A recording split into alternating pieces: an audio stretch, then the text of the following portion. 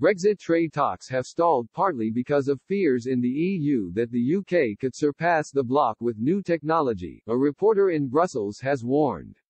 State aid rules are one of many issues which have contributed to the stalemate in Brexit trade talks as a no-deal scenario looks ever more likely.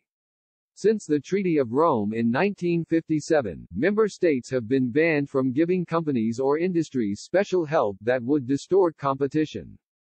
Governments cannot hand out subsidies, tax rebates or take stakes in companies unless it is justified by reasons of general economic development. The EU's chief negotiator, Michel Barnier, has told the UK he will only grant tariff-free access to the single market if the UK respects European standards on environmental protection, workers' rights and state aid. This is known as the level playing field, but Brexiteers have fumed at this idea as Leave voters have hoped to evade regulation from Brussels.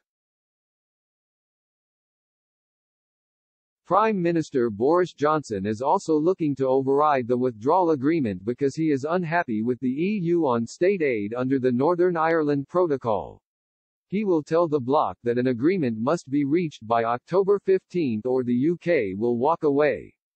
Northern Ireland Secretary Brandon Lewis conceded yesterday that a new bill to amend the UK's Brexit deal with the EU will break international law. As state aid rules hold up talks, RTE's deputy foreign editor, Colm O'Mongain, offered his view on what could be motivating the EU. He said Brussels is concerned that the UK may develop new technology that surpasses the EU.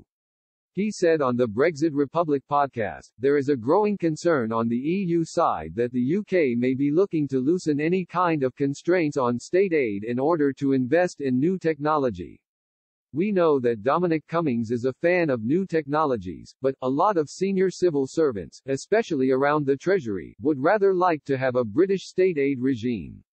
Even if the intention is to invest in new technologies to shift the UK economy into a new wave of dynamism, some have written that there is opportunity here for the UK by slipping out of the EU's often quite restrictive ideas around developing new technology.